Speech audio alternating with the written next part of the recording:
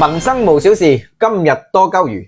若果你開車發雞盲撞到台網約車或者出租車，你唔好以為就咁出險整車就算數啊！對方一定會作多你筆誤工費，開口助你幾千蚊。唔想做水魚，我就教你一招旁身，一定要點讚收藏，以後一定用得着。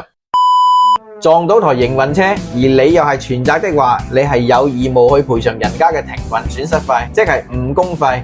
因為營運車同私家車唔一樣，人哋係靠台車嚟揾食嘅，響入廠整車期間會斷咗人哋米路，所以在情在理，賠償誤工費都係得到法院嘅支持。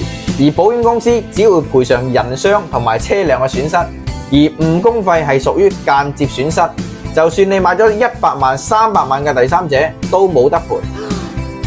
喺呢個時候，你只需要記住我呢一招，請禮貌地讓對方司機出示網約車運輸證同埋網約車駕駛員證，營運車兩個證缺一不可。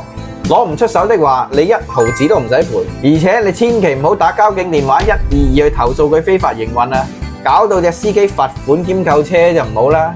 到呢度大概率你都已經反客為主啦。就算佢兩隻證都齊晒，都唔代表個司機話賠幾多就賠幾多。叫佢提供最近3個月嘅收入證明同埋平台嘅派單記錄打印出嚟，叫佢所屬嘅平台公司蓋埋公章，提供營業執照蓋章。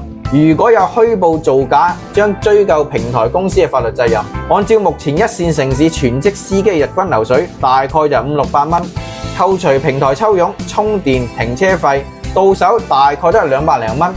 誤工費按照實際停運天數、日均淨利潤計算，並要求對方提供修理廠蓋章嘅施工單，寫明具體嘅項目同埋工時。一般輕微事故頂晒籠就2-3日搞掂。如果有故意拖延或者虛報工期，將追究修理廠嘅法律責任。一句講晒，誤工費200蚊一日，不能再多。如果對方獅子開大口，就叫佢走法院流程，訴訟費要佢自己俾。等半年之後判落嚟，頂晒籠係賠800蚊。9成司機聽到呢度都會打退堂鼓。最後提醒你哋，依家揾食艱難，有啲網約車見你變道，故意追上嚟碰瓷，作你誤工費。呢條片你記得發俾屋企就長頭髮睇，開車就醒目啲，唔好俾人揾笨賊啦。我哋下期再見。我大佬搞咁耐，你咪唔係